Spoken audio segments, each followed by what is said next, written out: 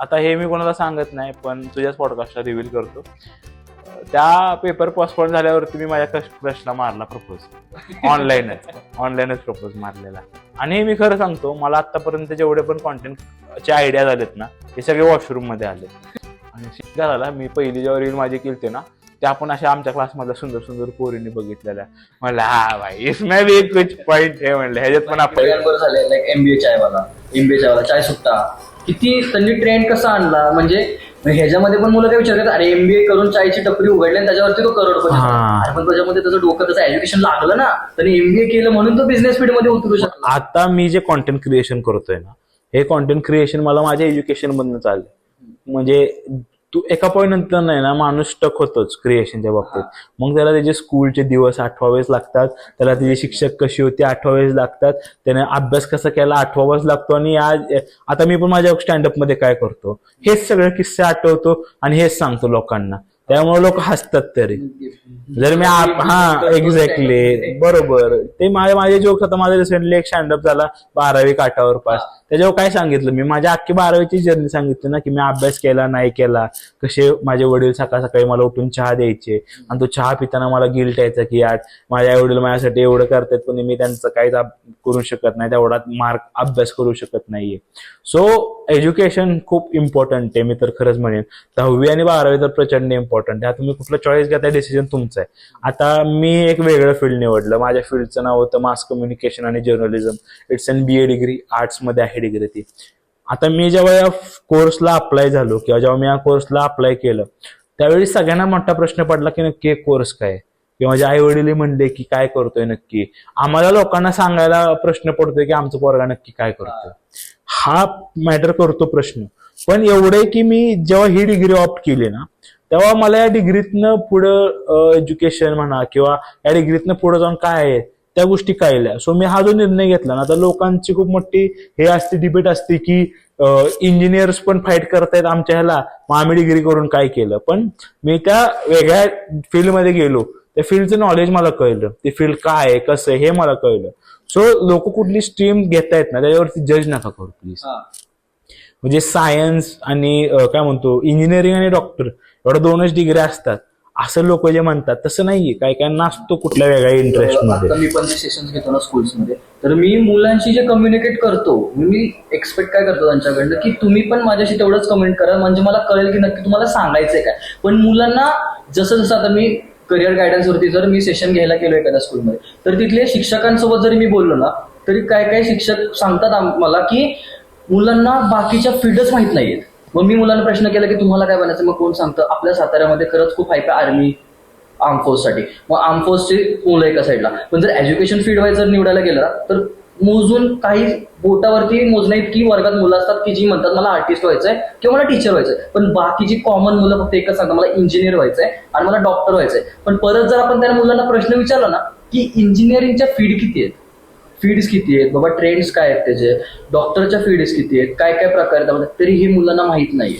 म्हणजे ऍक्च्युली ते ट्रेंड बघून त्याच्या मागे पळतात. आणि ह्यामध्ये फॅमिली इन्फ्लुएन्सिंगचा पण रोल येतोच. कारण का काय बनायचं तर इंजिनियर बन खूप पैसा कमवशील, डॉक्टर बन खूप पैसा छापशील. म्हणजे शेवटी प्रश्न उठला कुठे, पैशावरती. मग मुलांच्या डोक्यात काय जाते की बाबा नाही, आम्हाला पैसा कमवायचा ना, मग इंजिनियर किंवा डॉक्टरच व्हायला लागतं.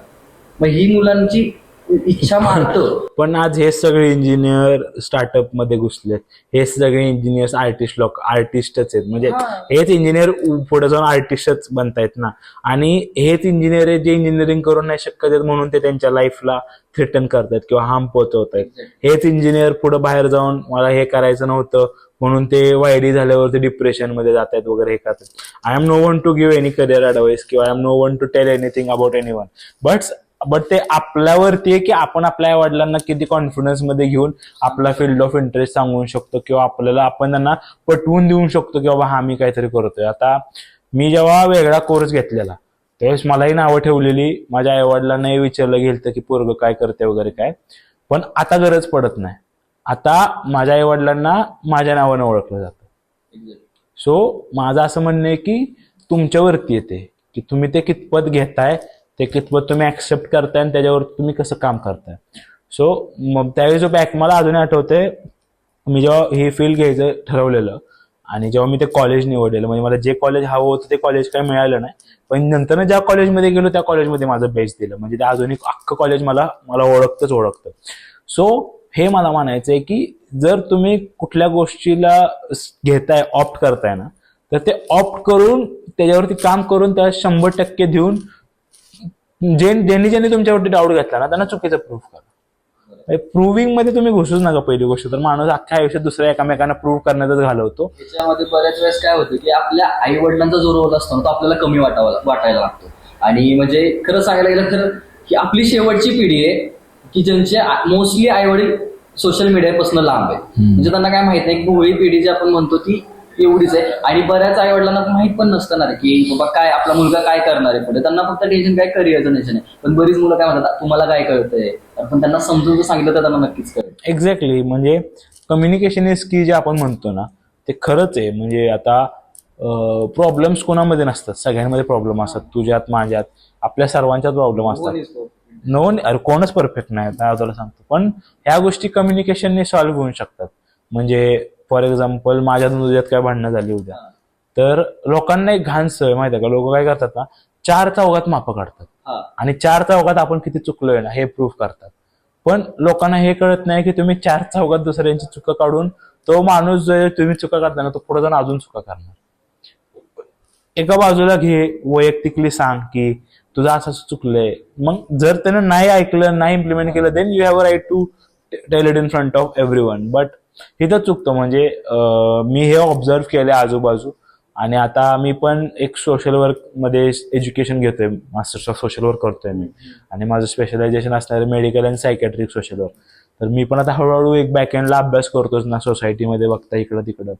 मी जर चुकलोय ना, तुम्ही माझी 4 चौघात मापं काढा, मला काय प्रॉब्लेम नाही. तेवढा मी स्वतःला हे केलंय, ठाम केलंय. पण आय विल मेक शुअर की मी दुसऱ्याच्या 4 चौघात मापं नाही काढणार. Because I know the feeling how that person feels when he is been what we say, त्याला त्याची इज्जत काढली 4 चौघात. सो इन्सल्ट फील होतं. खूप इंट्रोवर्ट लोकांना तर खूप प्रचंड आपल्यासारखे निर्लज्ज त्यांना काय वाटत नाही. निर्लज्जचा प्रश्न नाही रे. आपण ते ट्रेन झालोय आता. आपण ते ऍक्सेप्ट केलंय. म्हणजे मी चुकलोय, मला मान्य. मी माझं असतं की जर काय झालं ना, काय चुकून काही इन्सिडेंट झाला, पहिलं कोण चुकलोय, मी चुकलोय. I accept. माझी चूक नसेल ना तरी आय वॉज लाईक हा मी चुकलोय, आय एम सॉरी, मी चुकलो ते 100%. मी चुकलोय. मग होतं का आता इगो खूप येतो. म्हणजे आता मी जेवढं बघतोय की लोकांचा इगो किंवा काय म्हणतो मी पण आणि मी पण हा, फरक आहे मी पण आणि मी पण हा मध्ये. की मी पणा म्हणजे तो जो आहे की माझं कसं काय झालं, हा मीच. मी पण हा म्हणजे हा मी पण चुकलो. सो तर तुम्ही हा तर मग आज मी एक्सेप्ट करतो माझं चुकलंय. पण communication is the key to everything. तू कुठे का चुकला असं ना, तू एकदा कम्युनिकेट कर, सगळ्या गोष्टी तुझ्या सॉल्व्ह होते. मी काय 100% परफेक्ट नाही कम्युनिकेशन मध्ये, अजून माझी फाटती 100% कम्युनिकेट करायला. पण मी पण माहोल बघतो, एक संधी साधतो आणि त्या संधीचा चांगला उपयोग करून चांगल्या पद्धतीने कम्युनिकेट करून गोष्टी जास्तीत जास्त सोडवायचा प्रयत्न करतो. आपण जर पाऊल नाही उचललं तर तो ते आपण एक वेळेस कधी बॅकफूट घेतलेलं कधीही बेटर आहे. हा बघ, अरे नो वन इज परफेक्ट. मी आज जे बोलतो ना हेच मी उद्या बोलीन असं नाहीये. कारण की आजचा एक्सपिरियन्स आतापर्यंतचा माझा वेगळा असावा, उद्या जो येणारा एक्सपिरियन्स वेगळा असावा. पण इट्स लाईक की कंटिन्युअसली लर्निंग. म्हणजे मला एका शिक्षकांनी मला सांगितलेलं की तू लर्निंग थांबवून एक्झिक्युशन चालू कर. पण मी त्यांना अपोज काय केलं की चालेल मी एक्झिक्युशन करेन, पण ते एक्झिक्यूट कितपर्यंत करेन. माझं लर्निंग जेवढं मी शिकलोय तेवढं मी एक्झिक्यूट करून झालो, पुढं काय करणार. So learning and execution should go 50-50 hand in hand. Learning execution 100% execution मध्ये नाही होणार. काय माझं पण नाही होणार. संपणार कुठेतरी एका ठिकाणी जाऊन नक्कीच संपणार. एक्झॅक्टली. स्कूल लाईफ कशी होती? अरे मी सांगितलं ना की अनरेकग्नायझेबल चाइल्ड किड. म्हणजे कोण ओळखत नसावं हार्डली. पण एक असतो की हा मला सगळ्यांनी ओळखलं पाहिजे किंवा मी दिसलो पाहिजे, दिसून उठलो पाहिजे वगैरे. मला लहानपणीपासून ऍक्टर व्हायचं होतं, अजूनही व्हायचं ऍक्टर मला. त्याच्याबद्दल माझा प्रयत्न चालू आहे पण आहे की असं फेमस वगैरे लोकांनी ओळखलं बिळखलं पाहिजे त्या टाईपमध्ये असं. तर मग स्कूल माझी अशी एकदम ॲव्हरेज पण नाही, एकदम लो ग्रेड, अभ्यासात पण स्पोर्ट्स ॲक्टिव्हिटीमध्ये पण नाही. कल्चरल ॲक्टिव्हिटीमध्ये माझी यायची पार्टिसिपेट करायला. कल्चरल ॲक्टिव्हिटीमध्ये खूप मजा यायची पार्टिसिपेट करायला, कारण की तिथे लोक बघायची, सगळे बघायचे त्या टाईपमध्ये. तर मग 10वीपर्यंत नो वन. फक्त मी बँडमध्ये होतो. म्हणजे मला अजूनही आठवते की I can be a good leader किंवा आय कॅन बी समवन, ह्याचा प्रूफ किंवा ह्याचा इन्सिडेंट मला 7वीत का 8वीत आलता, जेव्हा आमचं हे होतं स्पोर्ट्स डे होता आमच्या स्कूलमध्ये.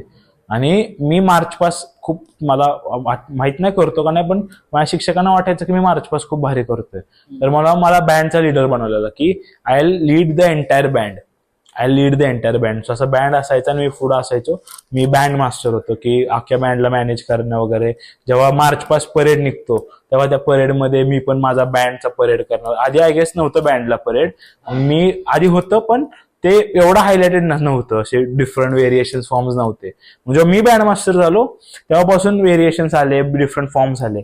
आणि त्यावेळेस मला खूप भारी वाटायचं की हे 11वी 12वीचे दादा लोक हे त्यांच्या हाऊस असतात तर माहिती ना, हाऊस, त्यांचा झेंडा घेऊन परेड करतायत आणि ह्यांच्यात मी छोटूसा आपला 7वी 8वीचा पोरगा माझा बँड घेऊन ह्यांच्यासोबत लीड करतो. मला असं खूप भारी वाटायचं की अरे दादा लोकांसोबत मी पण स्वतःला आणि आमचा स्पोर्ट्स डे होता 2 दिवस. आमच्या पदार्मध्ये 2 दिवसाचा स्पोर्ट्स डे असतात, ज्युनियर स्मॉलर सेक्शन आणि बिगर सेक्शन असं. तर दोन्ही दिवस मी चांगलं केलं. बँड माझं फॉर्मेशन होते, माझा बँड जाणार येणार. आणि वोट ऑफ थँक्स असतं बघ, की सगळा कार्यक्रम झालाय आणि 8वीत वोट ऑफ थँक्स असतं. तर सगळा कार्यक्रम झालाय आणि आम्ही सगळे असं थांबलोय, म्हणजे फ्लॅग उतरवतात आमच्या इकडं स्कूलमध्ये. फ्लॅग उतरतो, फ्लॅग फोल्ड केला जातो, हा आमच्या प्रिन्सिपलला फ्लॅग दिला जातो आणि मग सगळे फ्लॅग होल्डर जे आहेत ना ते मागे येतात आणि त्यांच्या जागेवर उभा जातात. ह्याच्यात बँड मास्टरचं काही काम नसतं. बँड मास्टर त्याच्या बँड घेऊन असं उभा असतो. तर हे सगळं झालं आणि आमचं सगळं अवॉर्ड डिस्ट्रीब्युशन झालं, प्राइज डिस्ट्रीब्युशन झालं, सगळं झालं आणि सगळे असे शांत होते. आणि परत साहू सर म्हणजे ते आले आणि ते म्हणले की गेले 2 दिवस एका पोरानं खूप भारी पद्धतीची लिडरशिप केली आहे, एका पोरानं खूप भारी पद्धतीचं परफॉर्मन्स केलंय आणि एका पोरानं खूप भारी पद्धतीनं सगळ्या गोष्टी मॅनेज आणि टॅकल केल्यात. आणि तो कोणी नसून तो अथर्व अनिल पवार आहे. अख्खी शाळा उभी आहे भाई, अख्खी शाळा. मी अजूनही रडीन तो इन्सिडेंट आठवल्यावरती. अख्खी शाळा उभी आहे, म्हणजे 10 लोक ज्यांना मी असं खूप म्हणजे कसं होतं ना, मी जेव्हा 8वीत होतो तेव्हा आमची पहिली जी बॅच होती 12ची, ती पहिलीच 12ची बॅच होती. सो इट वॉज लाईक तेवढंच सर्कल, तेवढंच पद्दार स्कूल. तर अख्खी शाळा म्हणजे पहिलीपासून ते 10वी पर्यंतचे सगळे पोरं पोरी ग्राउंडवरती उभे आहेत. सगळेजण असे उभे, टीचर लोक, दादा दिदी लोक, जे असे फेवरेट दादा दिदी असतात की अरे हो हा दादा तो दादा, असे सेलिब्रिटी दादा दिदी असतात ना, ते लोक सगळे असे उभे आहेत. आणि या सगळ्यांसमोर प्रिन्सिपल सर अनाऊन्स करतात की या पोरानं खूप भारी मार्च पास केला, या पोरानं खूप भारी लिडरशिप केली. आणि मी असं थँक्यू, मी लांबून येतो, थँक्यू, हा माझं नाव घेतलं, थँक्यू. ते म्हणजे इकडे. मग मी पळत गेलो. मग त्यांनी मला एक परफ्यूम, एंगेजचा परफ्यूम होता ब्लॅक कलरचा, तो त्यांनी मला गिफ्ट केला. तो अजूनही मी आहे तसा ठेवला. त्याला गंज लागलाय, त्याला सगळं झालंय, पण तो अजूनही परफ्यूम आहे. तो माझ्या आयुष्यातला तो पहिला आवड होता असा. आणि त्या दिवशी मला असं वाटलं की I am someone, I can do something. त्यावेळेसपासून मग हळूहळू मग म्हणतोय स्कूल लाईफचं, तर मग फास्ट घेऊ का जरा, घेतो. तर मग असं होतं की मला हेडबॉय बनायचं शाळेचा. हो बदलतो, हा एंडच करतो या टॉपिकच. तर मग पोद्दार मला हेडबॉय व्हायचं होतं, त्यामुळे मी 11वी 12वी त्याच शाळेत ऍडमिशन घेतलं. हेडबॉय झालो. ते पण असं खूप चांगल्या अमाऊंटने लीड काढलेली मी. 550ची लीड होती काहीतरी माझ्या आणि त्या दुसऱ्या पोराची. हेडबॉय झालो आणि मग जे होते त्यावेळेसचे स्वप्न किंवा ऍस्पिरेशन्स ते फुलफिल केले. अशी होती माझी स्कूल लाईफ. म्हणजे 10वी पर्यंत कोणीच नाही, 11वी 12वीला कोणतरी, आणि आता पण प्रूव्हिंग टू बी समवन असं आहे जर्नी चालू. ते भारी असायचं ना इलेक्शन असल्यावरती शाळेमध्ये. आता हे मराठी शाळेमध्ये नव्हतं होत, म्हणजे होत असेल माहित नाही, आता आपण इंग्लिश मिडियम कॉन्व्हेंटचे. पण पोद्दारचं कसं जरा सिस्टमॅटिक होतं, खूप सिस्टमॅटिक होतं. माझे पण बरेच फ्रेंड्स होते. पण ते इलेक्शनचा माहोल असं मला अजून आठवतो. सगळ्या पाट्या बिट्या घेऊन फिरायचं, प्रत्येक वर्गात जायचं, सांगायचं हा आम्ही हे बोलायचं वोट करा वगैरे. ते खूप इन्सिडेंट खतरनाक आहे. भांडणं केलं त्या शाळेत कधी?